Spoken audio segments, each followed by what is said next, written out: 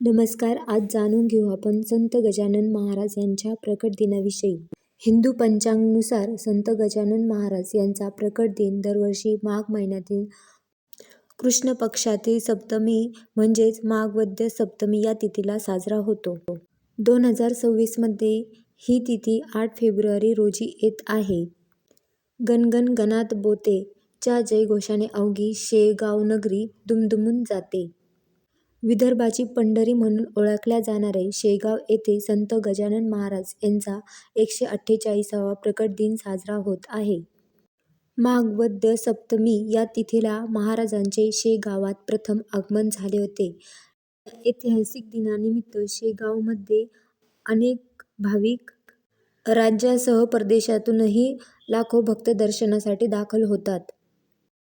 श्री गजानन महाराज यांची ऐतिहासिक पार्श्वभूमी आपण जाणून घेऊया. संत गजानन महाराज 1878 मध्ये माघ वद्य सप्तमीच्या दिवशी शेगावमध्ये पहिल्यांदा प्रकट झाले होते. बंकटलाल अग्रवाल आणि दामोदरपंत कुलकर्णी यांनी त्यांना एका उकिरड्यावर अन्नाचे कण वेचताना पाहिले होते.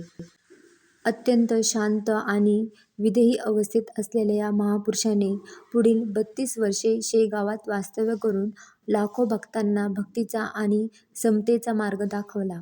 त्यांनी 8 सप्टेंबर 1910 रोजी ऋषीपंचमीच्या दिवशी समाधी घेतली. तर जाणून घेऊ गजानन महाराजांना काय आवडते.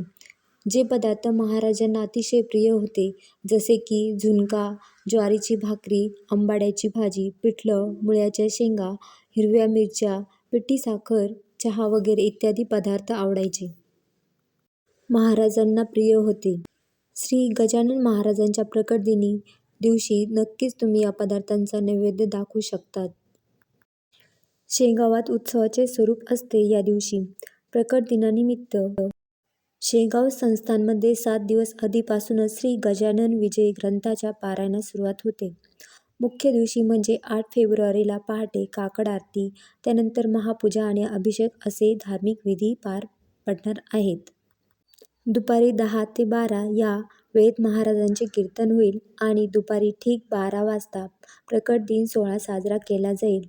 संध्याकाळी महाराजांची पालखी अश्व, रथ आणि मेण्यासह नगर परिक्रमेसाठी निघणार असते. अशा प्रकारे आपण जाणून घेतले श्री गजानन महाराज यांचे प्रकट दिनाविषयी माहिती.